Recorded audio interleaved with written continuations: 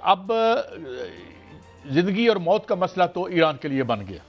اس کی وجہ یہ ہے کہ ہم یہ بھی سن رہے ہیں کہ ایک بہت بڑی بات کریں گے, ایک ٹریڈ ڈیل مبینہ طور پر ایران اور امریکہ کے مابین ہونے والی ہے, ہیوج.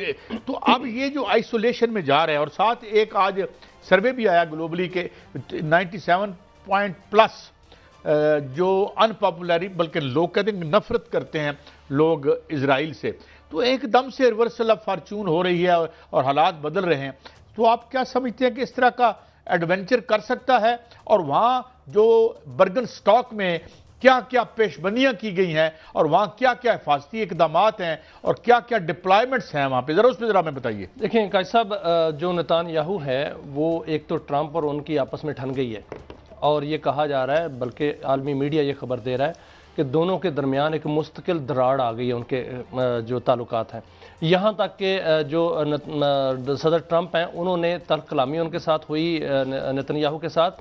ایک دفعہ یہاں تک ہوا کہ انہوں نے کہا کہ میں آپ کے بیٹے کو یہاں سے ملک بدر کر دوں گا, اور آپ کا جو ہے وہ یہاں جتنی بھی جائیداد ہے اس کو منجمد کر دوں گا. آپ نے سر یہ بھی دیکھا کہ جو اسرائیل کا قومی سلامتی کا وزیر ہے اس کو ویزا نہیں دیا ٹرمپ نے. تو دراڑ بڑا ایکسٹریم رائٹ میں جی دراڑ تو آگے. دراڑ کیوں آئی ہے؟ دیکھیں, جب سے یہ معاہدے کی بات ہو رہی ہے اور معاہدہ فائنل ہو چکا ہے, تب سے وہاں پر جو ہے وہ صفحہ ماتم بچھی ہوئی ہے. اور نتان یاہو جو ہے اس نے کل درخواست کی ٹرمپ سے کہ مجھے وہ معاہدہ دکھایا جائے, مسودہ دکھایا جائے, تو ٹرمپ نے وہ بھی مسترد کر دی. اب وہ ہر صورت اس کو جو ہے سبوتاج کرنا چاہتا ہے. اس میں کوئی بعید نہیں کہ اگر وہ جہاں سے جو ایرانی قیادت جائے اس پر حملہ نہ کرا دے. اس حوالے سے عالمی سطح پر باقاعدہ سیکیورٹی میئرز جو ہیں وہ لیے جا رہے ہیں کہ ایرانی قیادت کو باقاعدہ طور میں محفوظ طریقے سے وہاں پہنچایا جائے. جب پاکستان ایرانی قیادت آئی تھی تو آپ نے قائد صاحب دیکھا کہ ہمارے طیارے وہاں سے لے کے آئے تھے, اور وہ حصار میں لے کے آئے تھے. وہ اسی لیے لے کے آئے تھے. اور جب عراقچی صاحب وہاں گئے عمان تو پاکستانی طیارے پہ گئے تھے. وہ اس لیے گئے کہ کہیں اسرائیل جو ہے وہ شرارت نہ کرے. اسرائیل شرارت کر سکتا ہے. نہیں بھائی, کر کیا سکتا ہے؟ نیگوشیشن ٹیبل پر بیٹھے ہوئے لوگ جو ہیں ان کو اٹیک کر دیا, اس کے بعد ان کی جو اپنی لیڈرشپ ہے ان کو اٹیک کر دیا. آپ نے جو ہے دیکھیں حملے ہوتے ہیں, لوگ سکولوں پر حملے نہیں کرتے, لوگ جو ہیں وہ یعنی جو اور آپ کی جو سکول ہیں, یونیورسٹیز ہیں, ہاسپٹلز ہیں, انہوں نے تو ہاسپٹلوں کو مارا یار. اس پہ کیا بعید کر سکتے ہیں؟ دیکھیں قائد صاحب, پتہ اس طرح تو جانور بھی نہیں کرتے یار. یہ میئرز لے لیے گئے ہیں. اور ایک خبر یہ بھی ہے کہ پاکستانی طیارے جو ہیں وہ اپنی حفاظت میں ایرانی قیادت کو لے کے جائیں گے, کیونکہ پاکستان نے ثالثی کا کردار ادا کیا ہے. نہ صرف ثالثی کا کردار ادا کیا ہے بلکہ ایران کی حفاظت بھی کی ہے, ایرانی قیادت کی. اور باقاعدہ اس پورے پروسیس کو اپنی حفاظت میں, اپنے حصار میں لے کر جو ہے وہ پاکستانی قیادت چلی ہے. اور فیلڈ مارشل صاحب جو ہیں وہ اس وقت ایران گئے جب وہاں جنگ لگی ہوئی تھی. وہ اسی لیے ایران گئے تھے, فوجی وردی میں گئے تھے, کہ انہوں نے پیغام دیا تھا اسرائیل کو کہ پاکستان جو ہے وہ حفاظت کرنا بھی جانتا ہے اپنے جن کے ساتھ جو مذاکرات ہو رہے ہوں. تو اب بھی یہی ہوگا. جو برگن سٹاک سٹی ہے وہاں پر بھی جو ہے بڑے سخت انتظامات کیے گئے. حالانکہ جو یورپ ہے اس کو اس حوالے سے محفوظ سمجھا جاتا ہے. وہاں پر بہت سے اگریمنٹ ہوئے, بہت سے جو ہیں وہ اجلاس ہوتے ہیں. اتنے بڑے حفاظتی اقدامات نہیں کیے جاتے جس طرح اب جو ہے وہ کیے گئے ہیں. پرسوں جمعے والے دن جو ہے وہاں پر جو سوئٹزرلینڈ ہے اس کی فضا بند رہے گی جہازوں کے لیے, اور وہاں 2000 فوجی تعینات کیے گئے ہیں. اور برگن سٹی کا کیوں انتخاب کیا گیا؟ جنیوا سے وہاں منتقل اس لیے کیا گیا ہے کہ اس کے جو ارد گرد ہیں دشوار گزار علاقے ہیں, دشوار گزار راستے ہیں, وہاں پر پہنچنا زمینی لحاظ سے بہت مشکل ہے. اور ان کی فضا بند رہے گی, اور سارا دن وہاں پر جو ہیں وہ جنگی طیارے فضا میں رہیں گے تاکہ کوئی بھی ایسی شرارت نہ ہو. کہ اس اسپائلر موجود ہے وہ اسرائیل ہے, اور اس کا مخبر جو تھا وہ G7 کے اجلاس میں مودی موجود تھا. وہ کوئی بھی مخبری کر سکتا ہے. اس نے مخبری کی تھی 26 تاریخ کو بھی, اور اسرائیل نے جو ہے وہ ایران کی قیادت کو شہید کر دیا. اب وہ دوبارہ مخبری کر سکتا ہے, اور مخبری ان کی ہے, راہ کی مخبری موجود ہے. موساد اور راہ مل کر کام کرتے ہیں. تو اس لیے تمام جو حفاظتی میئرز ہیں وہ لیے گئے ہیں, اور ان کو ایرانی قیادت کو بحفاظت وہاں تک پہنچایا جائے گا تاکہ کوئی ایسی شرارت نہ ہو کہ یہ معاہدہ سبوتاج نہ ہو جائے. اسرائیل ہر صورت چاہے گا کہ یہ معاہدہ سبوتاج ہو. وہ حملے بھی کرے گا, لبنان پر حملے بھی کرے گا, بیروت پر حملے بھی کرے گا, اور وہ چاہے گا کہ حوثیوں پر بھی حملے کرے, اور ہو سکتا ہے ایران کے ساتھ بھی شرارت کرے.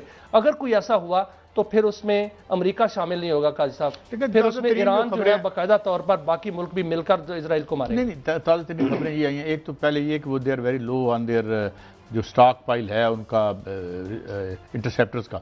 दूसरा खबरें ये भी आ रही हैं कि अब बंकर बस्टर भी बना लिया है ईरान ने। और अगर देखें जो भी बर्बादी की इसने, आज तो मुशर्रफबा, मैं ये तो नहीं कहता, इंसानियत होने जा रहा है अमेरिका, वरना इन्होंने अस्पतालों पे हमले, देखें इजराइल की क्या औकात थी, ये तो सारा असला, ये सब कुछ, इवन जो एटम बॉम्ब उसके पास पड़े हुए हैं वो भी अमेरिका से शिप करके दिए और उधर उनको भेजे हैं, उन्होंने तो अपना नहीं किया हुआ।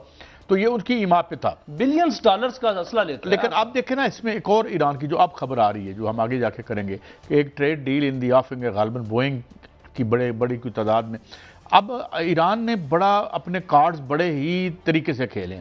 अब वो चूंकि इस वक्त फॉरेन इन्वेस्टमेंट मसला है, एक जो जवाल पजीर एक इंपीरियलिज्म कह लें अमेरिका का, तो उसे इन्वेस्टमेंट चाहिए, जिसकी वजह से वो कोशिश करके देख चुका है कि जी आप ऊपर कर दें टैरिफ, नीचे का, उससे कोई फर्क नहीं पड़ा, उसके अपने अवाम को तकलीफ हुई है।